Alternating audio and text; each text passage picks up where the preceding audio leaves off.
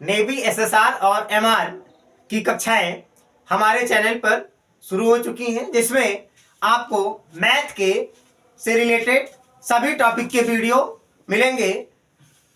आज ये मेरी तीसरी क्लास है। इससे पहले मैंने 2 क्लास अपलोड कर दिया है। अगर आपने उन वीडियो को नहीं देखा है तो आप जाके देख सकते हैं। तो आज की क्लास में मैं आपके लिए कुछ एमसीक्यू लेके आया हूं, जिसमें आपको चूज करना है। फर्स्ट आपका क्वेश्चन है, द्विघात समीकरण 7x² + 4x - 9 = 0 के मूल हैं। 4 ऑप्शन है आपके पास। पहला वास्तविक तथा भिन्न भिन्न, दूसरा वास्तविक तथा समान, तीसरा काल्पनिक, चौथा इनमें से कोई नहीं। तो आपको क्या करना है, इस क्वाड्रेटिक इक्वेशन में 7x² + 4x - 9 = 0, इसको इक्वेट करना है क्वाड्रेटिक इक्वेशन के स्टैंडर्ड फॉर्म से। मतलब ax² + bx + c = 0। a की वैल्यू आपको यहां पे 7 मिल जाएगी, b = आपको मिल जाएगा 4 और c की वैल्यू -9। अब आपको देखना है कि भाई इसका नेचर कैसा है। तो किसी भी क्वाड्रेटिक इक्वेशन का नेचर फाइंड करने के लिए आपको सबसे पहले उसके डिस्क्रिमिनेंट फाइंड करने होते हैं। तो डिस्क्रिमिनेंट फाइंड करें। d = b² - 4ac। अगर विविक्त कर का मान 0 से बड़ा है, अगर विविक्त कर का मान 0 से बड़ा है तो 2 भिन्न भिन्न रूट मिलेंगे। अगर विविक्त कर b² - 4ac = 0 है तो आपको 2 इक्वल रूट मिलेंगे। और अगर आपका b² - 4ac <0 है, 0 से कम है, तो आपको कोई रियल रूट नहीं मिलेगा। तो हम चेक करते हैं b² - 4ac की वैल्यू क्या है।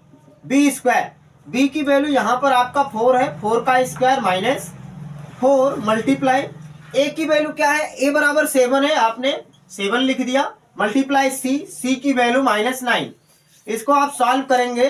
4 का स्क्वायर 16 माइनस माइनस ये प्लस हो जाएगा, 4 × 7 = 28 मल्टीप्लाई 9।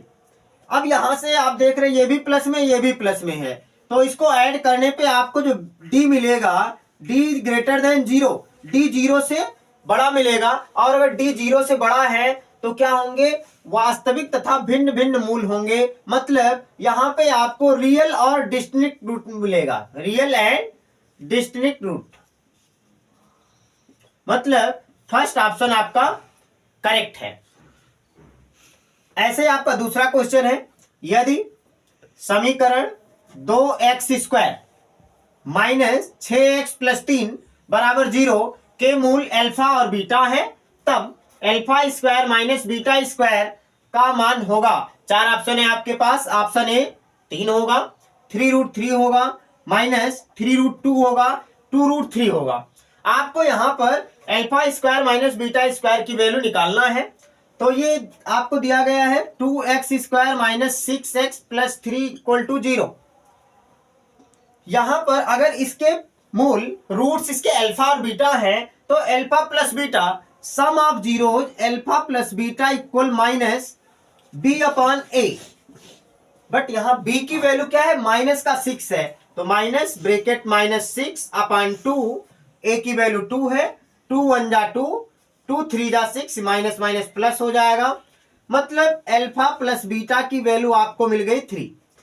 और दूसरा प्रोडक्ट ऑफ जीरोज, अगर आप प्रोडक्ट ऑफ जीरोज फाइंड कर रहे हैं तो प्रोडक्ट ऑफ जीरोज में क्या होता है, अल्फा बीटा इक्वल आपको यहां पे मिलेगा c/a। मतलब कोफिशिएंट ऑफ x² जो है वो डिवाइड में होगा और कांस्टेंट टर्म पहले होगा।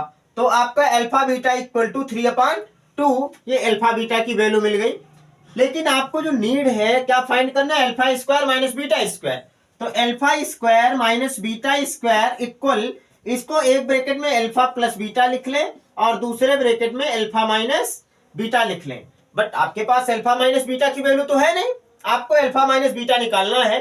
कैसे आप निकालेंगे अल्फा माइनस बीटा, पहले अल्फा बीटा की वैल्यू आप रख दें। यहाँ पे अल्फा बीटा की वैल्यू 3 है, अगर मैं इसको स्क्वायर रूट के अंदर में लिखूं तो alpha minus beta whole square इसको मैं लिख सकता हूं।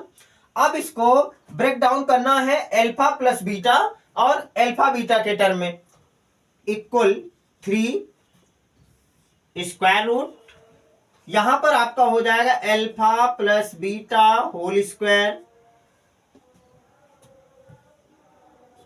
माइनस, ये आपका लिखा है alpha minus beta whole square. जब आपने alpha plus beta whole square रखा तो यहाँ पे -2 अल्फा बीटा बचेगा और माइनस का 2 और तो आपका हो जाएगा -4 अल्फा बीटा।